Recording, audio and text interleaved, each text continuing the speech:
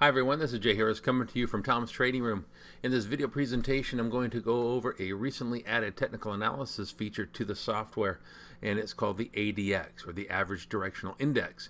Now this indicator has been requested by many students, and our programmers, which are the best in the business, have come through and made this possible for us all. What you'll want to do is hover your mouse over the Stocks tab at the top, hover over Stock Rankers, and then left click on the second line item down, which is titled ADX. It will go to the ADX page, and you can click on the Help button to bring up in a separate tab or window the help files and explanations of the scanners that you see here and the information for this page. The ADX, the Average Directional Index, is a non-directional indicator. It doesn't establish a entry or exit point for a uptrend or a downtrend. What it does is it indicates whether the existing trend, whether it be an uptrend or downtrend, is a strong trend. And the reading that we're looking for is when the ADX is above 20, that's the indication that the trend in place is a strong trend. Now the trend line, or the ADX line, can go above 20. There's another scan here that says when the ADX has fallen below the 40 line but still remains above the 20. What that means is if the ADX line has gone up above 40 and then circles back down through it, it doesn't so much mean that it's cause for a reversal, but it does mean that the existing trend may be halting or stopping at that point in time. So you can do either of those two scans. Real quick, let's go ahead and do this. On the stock list, now you can see that you can do it on either a individual symbol or a stock list. We have the S&P 500 optionable as a default for mine. I'm going to change it to the S&P 100 optionable just to make the scanning go a little bit quicker. And I'm going to keep it on the ADX as just risen above 20, and then I'm going to left click on search. Now again, the trend is already in place, or it should be. When the ADX rises above 20, that's now giving us confirmation that that existing trend is a strong one. So let's scroll on down and see what we got. There's Wells Fargo, Oracle, MetLife, and United Health. Now the pick H and pick L is what you're going to want to click. Either one is fine. The only distinction is H stands for a huge chart, L means a large chart. So it's just a differentiation in the size view that you have. So it's the same information, just at a different size view.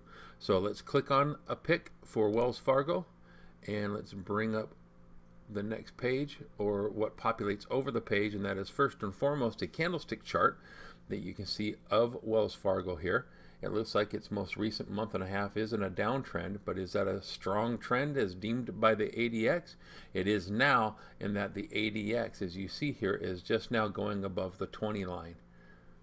So again, it's not indicating an up or a down trend, but it is confirming that the existing trend in place right now is now a strong trend because the ADX just crossed above 20. You click on the charts or the graphs and it will disappear. You can go to the next one in line. In this case, we can look at Oracle. Click on the pick again.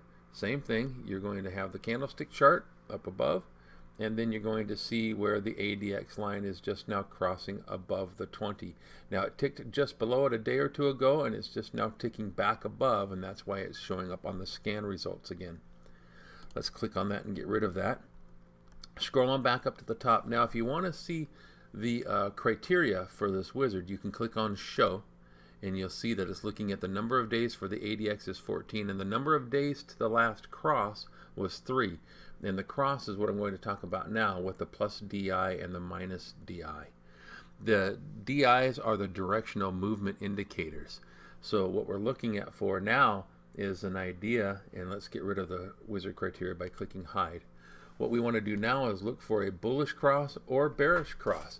Now the DIs are what people use, technical analysts use, to see if there is an entry or exit point available.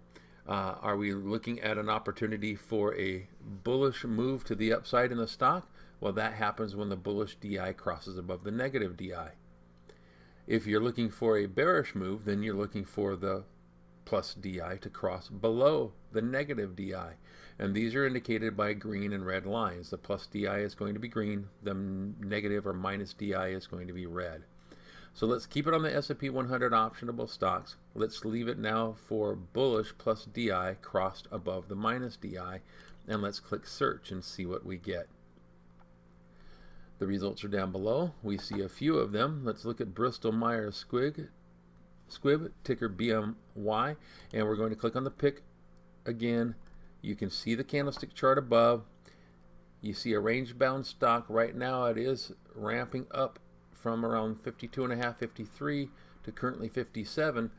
And what happened a few days ago? We got the positive DI above the negative DI, giving us a bullish indication that the stock may go higher. Let me bring it back into view a little bit better. There's a bullish cross right there for you in the DIs.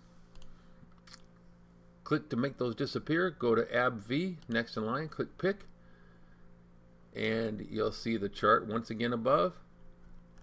You'll see that we have a very recent plus DI crossing above the negative DI, indicating that we might be seeing continued or upward move in the stock price.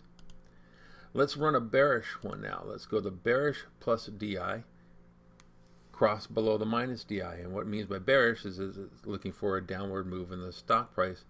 And the trigger is over the last 1, 2, or 3 trading days where the green line crosses down below the red line. Let's click on search and bring up the result list of this scan. And we have a few extra ones here. Cisco, Priceline, Microsoft. I bet everybody's interested in looking at that price line, so let's click on that one. So again, candlestick chart up above, a gap down, pretty strong gap down after the earnings. I bet you earnings straddles players are having fun with that one. And let's look what the DI is doing. Yeah, on that day alone, a very strong bearish cross there with the green or positive DI crossing below the red or negative DI. And again, you can click on all that you want to analyze, and once you see one that you like, you go ahead and do your options analysis from there, whether you're looking at long calls or puts or any kind of bullish or bearish strategies from there.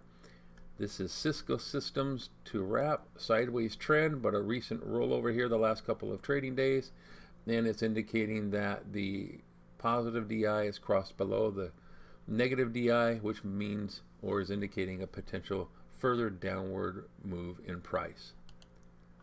So there you have it, folks. There's the ADX. Have fun with those. Look and read over the help files, and if you have any other further questions or concerns on this or anything else, you can reach out to us at support@tomgentile.com. Thanks for your time, and we'll see you on the next video.